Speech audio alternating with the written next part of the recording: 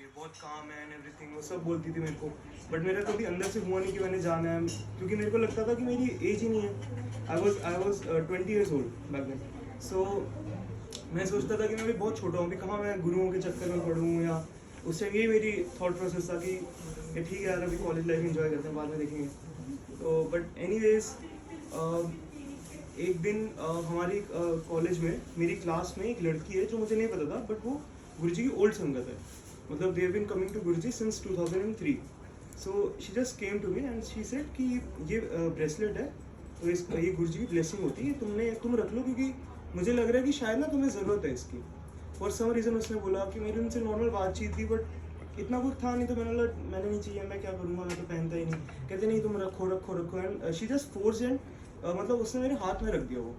तो मैंने बोला ठीक है, मैं उसका दिल रखने के लिए घर में ले गया, मैंने मम्मा को दी, मम्मा आपके लिए। फिर एक और बार हुआ कि 3 हफ्ते निकल गया उस बात को, and just 1 week before my accident मेरे को वो वापस आई, बोला कि तुमने स्वरूप नहीं पहना हुआ, जो गुरुजी ने तुम्हें ब्लेसिंग दी थी तुमने कहाँ छोड़ दी। मैंने नहीं वो घर पे रखी है, मैं पहनता हूँ, मैं घर जाके पहनता हूँ, ये वो करके मैं उसको टाल रहा था। उसने फिर अपना निकाला एंड वो वापस मेरे को दे दिया कि नहीं ये तुम्हें पहनो, मुझे बस लग रहा है, मुझे अंदर से ऐसे लग रहा है कि तुम्हें इसकी ज़रूरत है। और मैंने बोला हाँ हाँ ठीक है ठीक है, मैं उसको मना तो कर नहीं पाता था। मैंने ठीक है, मैंने रख लिया। मैं फिर करके मैंने मम्मा बोला मैं दूसरी आपकी ब्लेसिंग। बट जो भी हुआ, इसके ठीक 1 वीक बाद, 1 हफ्ते बाद, मैं अपने दोस्त के साथ कहीं घूमने जा रहा था एंड मेट्रो की सीढ़ियों में मुझे एकदम से धक्का दिया किसी ने, एंड मैं 3-4 सीढ़ियाँ नीचे गिरा और मेरी डायरेक्टली टेल बोन्स के बल में गिरा, एंड मेरी पीछे से स्पाइन कॉर्ड फ्रैक्चर हो, तो बैकबोन फ्रैक्चर हो गया। एंड उसके बाद मैं बिल्कुल बोलते ना कि मैं कुछ भी नहीं कर पा रहा था, लोअर बॉडी तो फील ही नहीं हो रही थी, एंड मैं पूरा अनकॉन्शियस हो गया था। और जो पेन हो रहा था उससे दर्दनाक पेन को आज तक कभी हुआ नहीं था। तो जैसे ही मैं गिरा, मैं तो पूरा चक्कर खा चुका था। इतने में कोई एक अंकल आए थे, उन्होंने 2-3 कॉम्बी फ्लेम हाथ में ही तोड़ी अपने, और मेरे को बोले इसको फटाफट खा जा। तो मैंने 2-3 कॉम्बी फ्लेम एक साथ खा ली कि मेरे को कुछ तो रिलीफ मिले, क्योंकि वो दर्द से मैं बेहोश हो रहा था। ऐसा नहीं था मैं किसी और रीज़न से, मेरा स्पाइन में मेरी नर्व नहीं टूटी थी या कुछ नहीं हुआ था, बट वो पेन इतना अनबेरेबल हो गया था कि मेरे को समझ नहीं आ रहा था कि मैं क्या करूँ। मैंने फटाफट खा ली, एंड वहाँ पे इतना जाम लगा हुआ था, जैसे तैसे मतलब 3-4 घंटे लगे मेरे को घर पहुँचने में, 3 घंटे, एंड घर से हॉस्पिटल पहुँचने में। जब हॉस्पिटल पहुँचे तो डॉक्टर्स पहले तो उन्होंने मेरे को बिठाया सब किया। इसके बाद वो कहते हैं कि उन्होंने एक पहले कन्फ्यूजन स्टार्ट होगी वहाँ पे, कुछ डॉक्टर्स ने ना एक्सरे करवाया, तो कन्फ्यूजन स्टार्ट होगी इनके आपस में। फिर उन्होंने किसी सीनियर को बुलाया, फिर किसी को बुलाया, तो मेरे पापा पूछ रहे कि हुआ क्या एक्चुअल में। तो कह रहे हैं कि इसका ना इतना रेयर केस है, यूजुअली जब टेलबोन टूटती है तो उसको निकाल लिया जाता है, क्योंकि वो वेस्टिजियल ऑर्गन हमारे काम का नहीं होता है। तो उन्होंने बोला कि इसका इतना रेयर केस, हम इसको हाथ नहीं लगा सकते, हम इसको स्क्रू नहीं कर सकते, हम अंदर रॉड नहीं डाल सकते, हम इसको बाहर नहीं निकाल सकते। एंड मुझे अभी तक क्रिस्टल क्लियर आता है, उन्होंने बोला कि आपका बच्चा भगवान भरोसे है, ये ठीक हो गया तो हो गया, नहीं हुआ तो नहीं हुआ, बट हम कुछ नहीं कर सकते, क्योंकि बहुत रेयर तरीके से टूटा है, साइड के मसल्स भी फ्रैक्चर हो चुके हैं, तो नमनेस होगी इसको, बट इसका जो पेन होगा। एंड आई स्टिल रिमेंबर उन्होंने मेरे को बहुत सारे पेन किलर्स दिए थे, एंड एक दिन में 9 पेन किलर्स पे मैं होता था, जो ओपियोइड्स होते हैं, जो एकदम मतलब बहुत स्ट्रॉन्ग पेन किलर्स होते हैं। मॉर्निंग में 3, इवनिंग में 3 और रात में 3। तो मैं हमेशा नशे में रहता था उसकी वजह से। हमेशा वो बोलते कि इसको ना नशे में रखना, मतलब ये अगर ये पेन किलर नहीं खाएगा तो ये इतने पेन में होगा कि आप ही नहीं देख पाओगे, क्योंकि इसका उन्होंने बोला कि इसका बॉडी का मोस्ट पेनफुल फ्रैक्चर इसको उस टाइम हो रखा है, जो ठीक भी नहीं कर सकते। तो ये इसी में रहेगा, इसका फ्रैक्चर रहेगा 3-4 महीने, at least 6 months hill be on bed, और ऐसे कि मतलब वॉशरूम ही नहीं जाएगा, कहीं नहीं जाएगा, क्योंकि मैं हिल ही नहीं पा रहा था।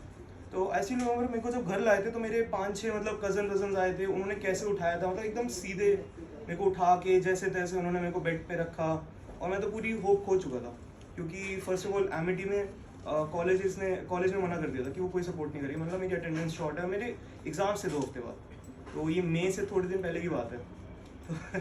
तो मैं अंकल को जानता नहीं था, बट एनीवेज तब मैंने एचओडी को अप्रोच किया, सबको किया, उन्होंने बोला हम कुछ नहीं कर सकते, आपको ईयर बैक लगेगा and we can't do anything about it. तो मैंने बोला ठीक है, फिर मैं क्या कर सकता हूँ इससे ज़्यादा, मेरी लाइफ तो वैसे ही एकदम रुइन हो गई थी, कि उसने बोलते ठीक होगा तो होगा, पूरी लाइफ कभी बैठेगा नहीं, और कभी रहेगा भी तो किसी पे डिपेंडेंट रहेगा। तो मैंने बोला यार पहली मतलब एकदम ही सब खत्म हो गया। मम्मा को तो मतलब मैं किसी से बात भी नहीं कर पा रहा था, मेरे पेरेंट्स ऑलरेडी बहुत टेंशन में थे, मम्मा तो सिर्फ रोती रहती थी कि इतनी छोटी एज में इसका क्या हो गया। तो मैंने बाहर जाओ सब मेरे कमरे से, मेरे को शांति से बैठने दो, मैं कुछ कर नहीं पा रहा था। ये हुआ था सैटरडे नाइट को। संडे गया, संडे को किसी ने मम्मा को बोला कि बड़े मंदिर में ना गुरुजी एक लोटा ब्लेस करके देते थे, जो बेड रिडन हो जाते थे पेशेंट्स, तो वो बहुत सिवियर केसेस के लिए वो ब्लेस करते हैं, तो आप वो एक बार करवा लेना। मम्मा को लगा संडे आज छुट्टी होगी मंदिर की, तो वो मंडे को गई, लोटा ब्लेस कराया, पहले तो मेरे पीछे पड़ गई लोटा ब्लेस करना है। अब मैं उस स्टेट में क्या बोलूँगा, मतलब यार डॉक्टरों ने मना कर दिया, दवाइयाँ से मुझसे मना कर दिया, उसमें को कैल्शियम की गोली भी नहीं दी थी, उसमें मतलब इसको कुछ भी नहीं कर सकते, इसको बस दर्द के लिए इसके गोलियाँ दे सकते हैं। तो उन्होंने मतलब मैंने तब यही बोला था, मतलब पानी से क्या हुआ कि अगर लोटा हो जाएगा, क्या इलॉजिकल बातें कर रहे हो। बट एनीवेज वो गई, उन्होंने लोटा प्लेस करा के लाया, मंडे को वो लोटा आया, ट्यूसडे की रात में मैंने उसको भर के रखा था। एंड ट्यूसडे उनका ये होता है कि आधे लोटे से नहाना है एंड आधे लोटे को पी लेना, मॉर्निंग में उठती सबसे पहले। अब मैं नहा तो सकता नहीं था, तो मैंने उसको बस पीता था। ट्यूसडे को मैंने पिया, वेडनेसडे को पिया। मेरे ना पेन में ना रिलीफ आ गया था, बट मेरे को लगता था कि वो पेन किलर्स की वजह से है। तो गुरुजी ने वो रियलाइज करवाने के लिए ऐसी चीज़ करी कि फ्राइडे को, मतलब हम जॉइंट फैमिली में रहते हैं, अराउंड 15-16 मेंबर्स हैं, जो तीनों फ्लोर में हम एक साथ रह रहे होते हैं। तो सब मेरे आगे पीछे थे, क्योंकि सबको ऐसे हो गया कि इतने बड़े इसके साथ इंसिडेंट हो गया। अब जब फ्राइडे आया तो फ्राइडे को मेरी सारी पेन किलर्स खत्म हो गई। मैंने मॉर्निंग की 3 पेन किलर्स नहीं खाई, शाम की नहीं खाई, रात की नहीं खाई, और सब भूल चुके हैं। सबकी आंखों में मतलब एक ऐसा पड़ता था कि सब भूल चुके हैं कि इसको दवाई खिलानी है हमें। और मतलब नॉर्मल ऑपरेशन मेरे स्टार्ट हो गए थे कि नॉर्मल में हल्का हल्का हिल रहा था, बट पेन बहुत अनबेरेबल पेन था उस रात की। अब रात में क्या हुआ कि मेरे को प्यास लग रही थी, मम्मा मेरे पास थी नहीं, तो मैं किसको जगाऊँ, मतलब मैं खुद जा नहीं सकता था। मैंने छोड़ो ये लोटा बड़ा, इसका पानी पी के ख़त्म करते हैं। तो मैंने इसका पानी पिया, मैं कोई इंटरेस्ट था नहीं, मतलब मैं बिल्कुल नहीं था मेरे को लोटे में, मैं बस मम्मा का दिल रखने के लिए हाँ पी रहा हूँ, पी लेता था। अब आगे से मैंने रात में लोटा पिया। अब इसके बाद ना मेरे को इतनी तेज़ भूख लगना स्टार्ट हुई कि मेरे से वो नहीं हो रहा था, सहन नहीं हो रहा था। मैंने यार किसको जगाऊँ, मैं जैसे तैसे सो रहा हूँ, इधर ऐसे इधर करके सो रहा हूँ, मेरे से कंट्रोल नहीं हो रहा था। एकदम से ना आग लगने लगी कि कुछ खाना है जैसे तैसे। तो एकदम झटके से मेरी नींद खुली, मेरे को भी याद है, और मैं बस उठा बेड से। नॉर्मली मैं भूल गया कम्प्लीटली कि मैं बेड रिडन हूँ। And it was just 6th day of my accident, जब डॉक्टर ने बोल दिया था कि 5-6 महीने बेड से हिलेगा नहीं आपका लड़का। और मतलब उसने तो बहुत ही कुछ बोल दिया था। तो फ्राइडे की रात को, मतलब सैटरडे की मॉर्निंग में, अर्ली मॉर्निंग में ये मैं नॉर्मल गया, किचन में गया, अपना मैगी, मैं भूल चुका था बिल्कुल कि मैं बेड रिडन हूँ, मेरे को उठना अलाउड नहीं है और मैं उठ भी नहीं सकता। और पेन तो कुछ थी ही नहीं उस टाइम, कुछ भी नहीं थी। तो मैं सैटरडे को मॉर्निंग में, रात में ये अपने लिए वहाँ पे मैंने देखा क्या पड़ा है, मैगी पड़ी थी ना, ये फटाफट बनाते और वो करता हूँ। इतने में पापा को कॉल आया कि किचन में कौन है। मैंने स्पर्श को, मेरे छोटे भाई को कॉल किया, तो वो तो सो रहा है। मैंने मैं ही हूँ, क्या हो गया? तो कहते तू खड़ा कैसे? तो मेरे को समझ नहीं आ रहा था कि ये क्या बोल रहे हैं। तो मैंने पापा कैसे खड़ा हूँ, तो खाना बना रहा हूँ। तो इतने में मम्मा पापा बाहर आए, कहते तू खड़ा कैसे? तो मैंने बस खड़ा। फिर मेरे को धीरे धीरे ऐसा हो कि हाँ यार खड़ा हूँ। तो मतलब जो भी था, पेन मेरे को बिल्कुल जीरो हो चुका था। मैं नॉर्मली बैठ के अपना खाना खाया और लेट गया। नेक्स्ट मॉर्निंग तो ओपीडी बंद था, तो मंडे को गए डॉक्टर के पास।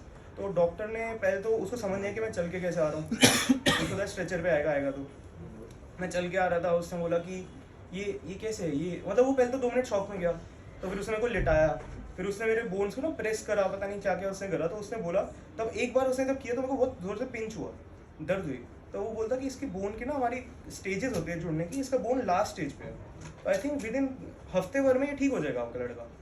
तो उसने बोला इसने इतनी फास्ट रिकवरी कैसे कर ली? पापा बोलते पता नहीं। पापा ने भी कुछ नहीं बोला, ना मैंने कुछ बोला, क्योंकि आई थिंक तब भी मैं बिलीव नहीं कर पा रहा था कि वो जल प्रसाद से मैं ठीक हुआ, क्योंकि तब भी सेंस नहीं बन रहा था उन बातों का।